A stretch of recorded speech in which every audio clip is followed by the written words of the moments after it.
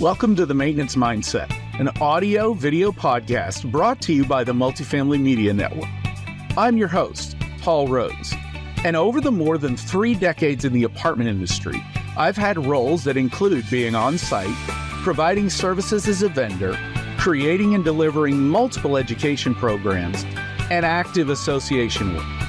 This podcast is centered on the often overlooked role that our on-site maintenance workers play.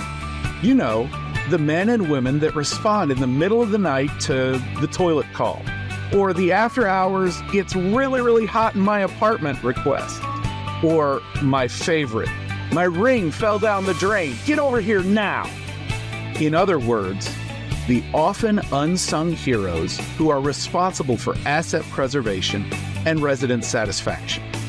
Working in multifamily maintenance provides interesting, sometimes amusing, and often fascinating stories and viewpoints. My encouragement to you is this: whatever you do it with a maintenance mindset. Hey there. Chances are at your community, your swimming pool is getting a lot less use now than it was a couple of weeks ago. And the reason why: summer's ending. Some parts of the country, it's already over.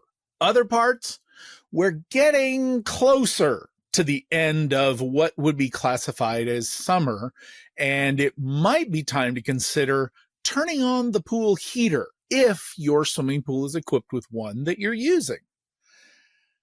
At the end of the summer, though, it's a good time to evaluate where still one of the most popular amenities is at, and what we can do right now that can save time, energy, and finances before next year's busy season picks up. As a matter of fact, this is the absolute most critical part of the pool life cycle. And that is how you begin to close your pool out. Now, I happen to believe that the swimming pool can be an attractive marketing tool year-round. You may have heard me before talk about the fact that I firmly believe that the swimming pool is an active indicator of how effective an on-site maintenance team actually functions. I still believe that. In the life cycle of your swimming pool, this time is critical because there are several things that can be done right now before the weather turns too cold to get in it or too uncomfortable to work in. Let's discuss some of those items. It all begins with resident communication. And what that means is take a walk around your swimming pool area. Take a look at the signage, the depth markers. Are they still clear, or have any of the letters rubbed off or worn off because of age or sunlight or reasoning? If they have, then they have to be fixed. Several states actually require the pool sign to be very specifically lettered with specific wording and colors and different requirements. It's a good idea at the end of the season to begin looking at that. That way, maybe you can plan ahead for next year if you need to replace it. In addition, resident communication can occur outside of the pool area. And by that, be sure your residents know if you happen to be in a municipality or an area that requires you to shut down the pool operation. Maybe not full winterizing the pool during the winter months, but if you close the pool, as it were. I believe it's Ohio that as a municipality, they require a pool monitor. Areas around DC, I think Maryland or Virginia, actually require lifeguards to be in place whenever the swimming pool is open. Those areas, if that is correct, and verify by your local municipality before you go quoting me. But if I'm correct, that means that unless you budgeted for a lifeguard or a pool monitor, then you're going to remove those, and that means the pool's closed. Do your residents know that? It would be much better for us to tell the residents before they decide they want to go swimming one day that the pool is closed and when it is, and when we can expect it to open up next year. It's just a matter of courteous communication. While you're walking around the pool or beginning to think about these things, take a look at the physical equipment surrounding your pool. Now, this can include your decking area itself. What kind of shape is the concrete in? Is it time for that to be pressure washed or heavily cleaned? What about the coping or the grout in between the surface tile? What about the furniture that's on the deck? Is it time for that to be deep cleaned? If it is, we want to do it before it gets really, really cold. If we wait until it gets cold and then we identify it, that's miserable. As someone who's had to do that before, pressure washing in temperatures below 60 degrees is not a fun time. So these are items that we can identify now before those uncomfortable weathers begin to occur. If we go beyond the deck and we get into the pump room, here's some areas where we can really do some good evaluation. When was the last time that your filter was deep cleaned? I'm talking specifically here about sand filters, which for our properties, the sand filter is the most common type of filtration equipment that we use. And the way that sand filters work is you've got grains of sand that the water runs down, and those grains of sand trap debris and other small items that we don't want to go back into the pool area. In essence, it filters out the water. Go figure. But in addition to having grains of debris and crud that coat those individual grains of sand, there's also oil, suntan oil and lotion, body oils, all of these areas, not to mention the fact that if you live somewhere like Texas, for instance, that you have a heavy oil environment, and by there I mean petroleum products, that level of pollution that's in the air, it also gets into your swimming pool water. And over time, that accumulates on the individual grains of sand. Well, now, before it gets too cold to do so, is a good time to perform a deep clean on the sand in your filter. This can be done by purchasing, there are several different products that are available as a deep cleaner for your filtration sand. My preference is to use the one that you backwash your sand filter, which is a normal operation. After you backwash the sand filter, you shut down the pump. This means that you've got to close your pool, because our pools are not supposed to be operating without constant filtration 24 hours a day that turns over the pool water every 6 hours. In other words, 4 times a day. But to deep clean, what you do is you backwash the filter, you remove all that grit, all that sand, and then shut down your pump and isolate your filter. That means your filter has water sitting in it full. Then you pour this chemical into the sand filter and you let it sit 12, 24, whatever the instructions say. You let it sit, and the main thing this does to the sand is it is a degreaser. It removes all the oil, that sticky junk that encrusts the individual sand crystals that are found, the grains that are found in there. The next morning, all you do is when you open it up, you backwash it to waste. That way you get rid of the chemical and all the junk and crud that was in there, and follow the instructions on your product and put it back into service. But what this does is it makes the sand filter, it kind of rejuvenates it and makes it that much better at being a filter, which we're setting it up for the winter time. Because where the winter is concerned, there's less activity in the pool itself, which generally that translates into less backwashing, less care, less eyeballs on it. It's just a fact. It ends up occurring. There's no better time than to do it right now, especially before the leaves begin to drop all the things that they drop during the fall.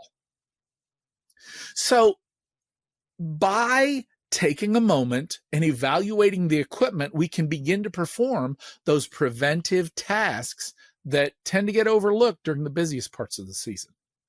Another thing to do is it's a great time to go through the individual components of your equipment and evaluate how they're doing.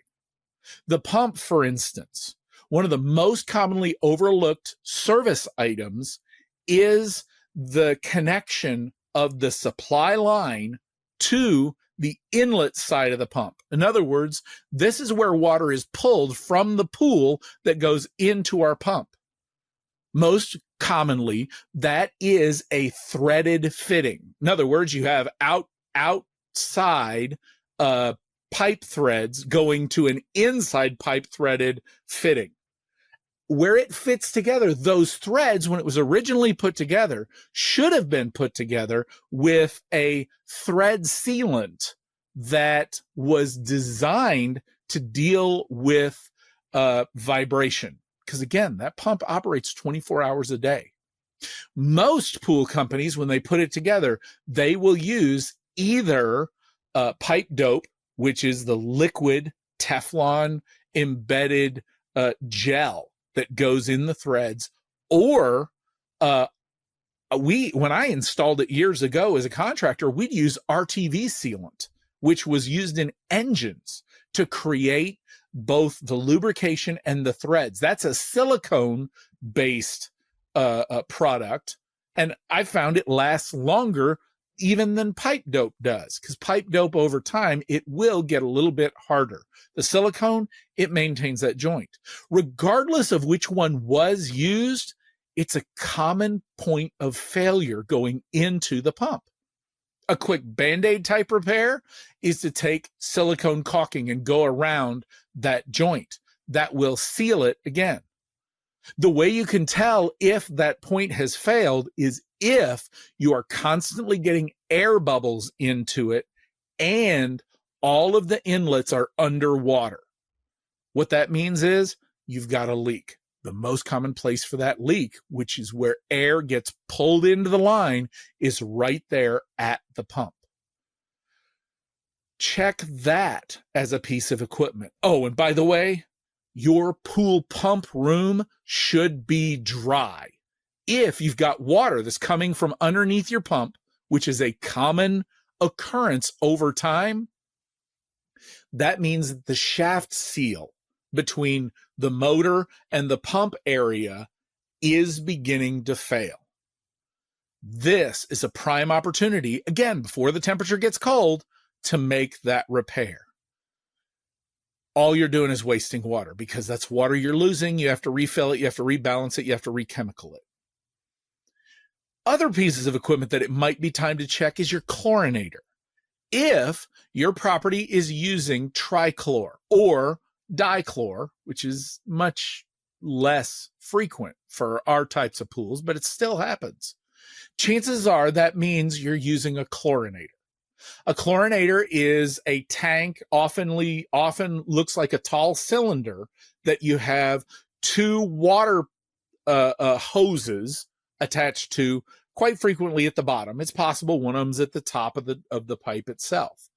But those valve attachment points of the hose quite frequently will clog, especially on the outlet side. And the reason why is the binder that is used in trichlor or dichlor is calcium.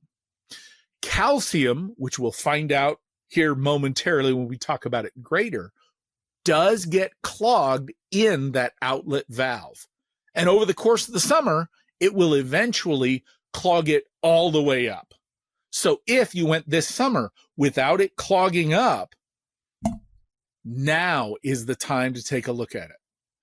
The way to deal with it is you drain the chlorinator, isolate it from the system, remove that valve, and follow manufacturer instructions on how to clean it. Often, this includes safely, with proper PPE, using muriatic acid, because muriatic acid will dissolve calcium very, very well. It does a great job of cleaning it. But these are suggested tasks to do at the end of summer to prepare for winter. Since we're on the topic of chemistry, calcium is the chemical that we need to be most aware of this time of year. And the reason why is the temperature is changing. Now, the reason why I said calcium is the chemical that we need to be aware of this time of year is we measure calcium using your test kit or using whatever form in parts per million of calcium hardness. And why calcium is so important in water balance is it is the one element mineral that the water has a specific demand for.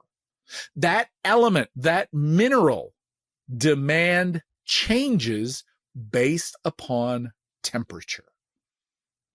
What that means is when temperatures decrease, the quantity of calcium that the swimming pool water wants to have and will have is going to increase. And the water is going to get calcium from anywhere it can. If we don't supply the calcium in a proper quantity, then the water is going to steal it from grout, plaster, the materials in pipe, all of the equipment that we end up having touching that water. The water is going to pull the calcium out of from everything that it touches. And what that means is our equipment is going to deteriorate. It's going to begin to corrode, especially the plaster shell. That plaster shell has a large quantity of calcium attached to it. During the summer, it's possible you have seen around your pool, particularly in areas of the country that you have high ambient temperatures during the summer. I'm thinking here of Las Vegas, the desert states, Texas. Those areas, if you're not adjusting calcium down, what you'll end up seeing around the swimming pool deck is a lot of spots of white. What that means is the water, when bathers get out, people get out, water drips off of their bodies from the pool water, or it splashes out of the pool. And that water has a high level of calcium that it doesn't want to hold on to. So you see those white spots on the deck around the pool. Well, the opposite happens during the winter. As the groundwater temperature, as the temperature in the pool drops, our water wants more calcium and it will take it from everywhere it can. What this means is it might be a good idea to increase the frequency with which you check calcium hardness. A lot of properties, a lot of recommendations, they say to check it every other week or maybe only once a month, because as a value, it is slow changing. Once you get it balanced and set, it doesn't generally change very much. Unless the temperature changes, then the water balance changes. And when water temperature changes over the course from summer to winter through the fall, this is the time when the biggest level of damage can occur to our systems. So begin to check more frequently than twice a month. This time of year, on the pools that I maintain, I want to check it once per week. As the pool water temperature changes, you take the watergram, or if you happen to be CPO, you got the formulas to balance the water, commonly referred to as Langelier's index. That is a great way to verify that you have the correct quantity of calcium and to all the other values for water balance. It's also a good time to take a look at the stabilizer. If you've been using a stabilized chlorine product, trichlor or dichlor, the easiest way to know if you have is if you've purchased the sticks, the bricks, the pucks, the various solid things that go into a pressurized chlorinator. The reason why I'm isolating those as the need for us to be aware of is the fact that over the course of a summer, your levels of stabilizer will tend to increase. And that's okay. It's normal as long as it doesn't get above 50 parts per million. As a matter of fact, the total amount, like the high limit, is 100 parts per million. But according to water balance standards, if it's above 50 parts per million, the stabilizer is working too well and you're in danger of having bad things happen from a sanitizing standpoint, like, for instance, algae bloom. If you haven't checked the level of stabilizer, commonly referred to as cyanuric acid, if that test hasn't been performed in a while, now's the time. Because over the course of the winter, again, there's going to be less eyeballs on your swimming pool area. So it would be a good idea to verify that the chlorine, the sanitizer we do have in the swimming pool, is operating at its peak of efficiency. While you're looking at the coverage that your pool has, what about people? Have you evaluated the manpower that you're using to maintain your swimming pool area? The nice thing is when pool use goes down, the time that we have to spend upkeep on our pools also goes down. When we begin to decrease the level of use, though, be sure that everybody's aware we're going to continue the level of quality for swimming pool care that we've always looked towards. Yes, someone still needs to check the swimming pool every single day. That's the main reason why I say that you can evaluate the operation of a maintenance team just by looking at the swimming pool. It's because it's a consistency thing. If you skip a day or two or three and then come back to it, you're going to require a larger change, or there's going to have to be more activity to it. If every day a little bit's done, that spreads out over time, and all in all, it doesn't require much time at all in order to maintain a swimming pool. It's that consistency factor. Do yourself a favor and sit down with whoever it is taking care of your pool year round, and be sure that they understand we do expect to see a decrease in the amount of time that it takes to maintain a pool, but not a decrease in the quality of pool care that we provide. By the way, if you haven't taken a look at what the inspection that is being performed at your pool, this is a good time to walk, or maybe have the person that you have taking care of your pool walk you through what it is they're doing. Often I've found this time of year that it's a great opportunity for my technician to point out to me what they're doing to keep the swimming pool in such great work. It was an opportunity for me as a leader to be able to point out and acknowledge that hard work. Also, we found those little items that tend to get overlooked. Things like the skimmer baskets that the weight has gone out or gotten lost over the summer. The hair and lint strainers, maybe that have a crack in them that, well, it works, but now would be a great time to identify them so that if we're not going to replace them this year, we go ahead and start getting that list together to replace them next year. Maybe even create an inventory of items that we're going to use. In addition, while we're talking documentation, do yourself a favor and write down the exact items that happen in the fall that you did. That way, next spring, you can pull those items out and make sure that you go through and you undisassemble them.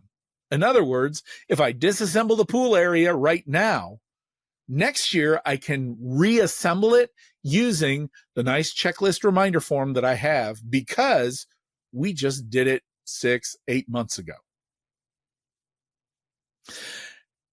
While we're talking about coverage, what's your freeze protection plan? Lately, the weather's been getting weird during the winter. I mean, I can remember when in Texas, it never got below freezing. And yet, last year, we had a couple of days that were below zero. In 2021, we had the winter where it was January 2021. We had the winter that for 4 days we had below zero temperatures in Texas. So my question to you is, what's your freeze plan? When was the last time you checked the heater that's in your swimming pool area to make sure it still works to keep the temperature of the water pipes above freezing? Think about installing a freeze detector. This is a sensor that senses the outdoor temperature and will turn on your pool pump when temperatures get below freezing. That way you move water through the pipes, decreasing the possibility of them freezing. If you shut down your pool completely, be sure that the freeze guards that are installed in the skimmers, if your property is set up with them, are installed. What those do is when ice begins to form on the top layer of the water, instead of that ice compressing outward against the skimmer tubs, they compress inward and collapse the plastic. That can save your skimmers, which is an expensive repair because you have to jackhammer up the deck. It's not fun. In addition, it might be worth considering having your pool shut down by a service.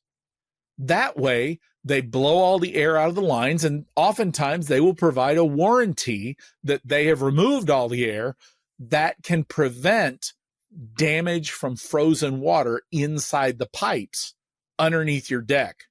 And because, again, not a fun repair to do.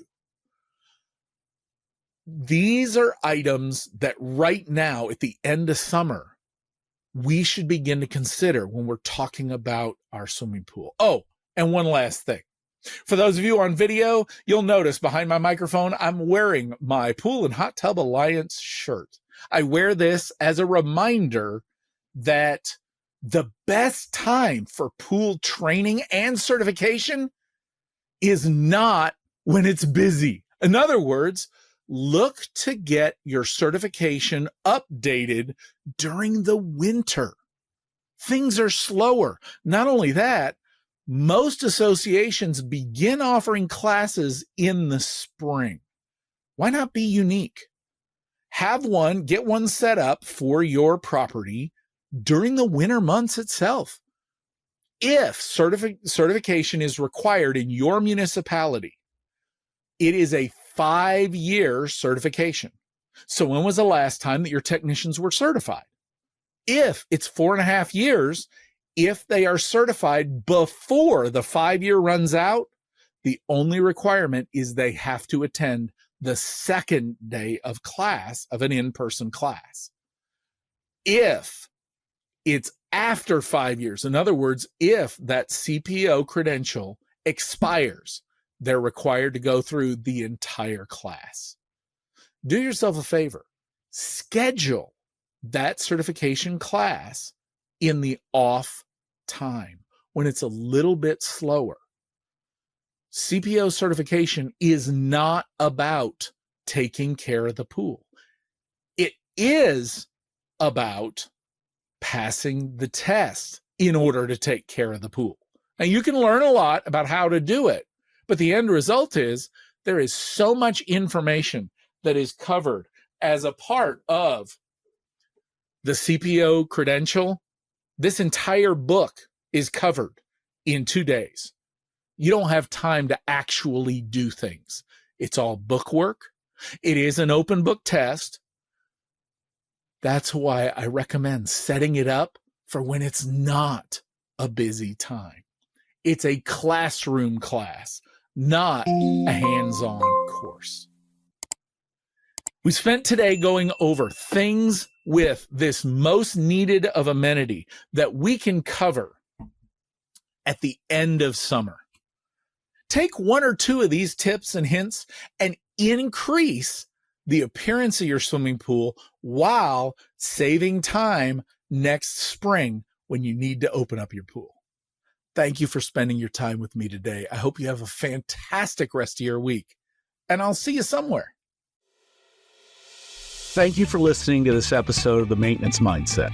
I hope you take away ideas that apply to your current and future career goals. Please check out Maintenance Mindset Minute to hear short-form, high-impact, applicable, maintenance-centered information. Whatever you do today, do it with a maintenance mindset. If you enjoyed this episode, please like, comment, and subscribe. Visit multifamilymedianetwork.com to learn more about our other industry podcasts, thought pieces, and sponsorship opportunities. I'll see you somewhere.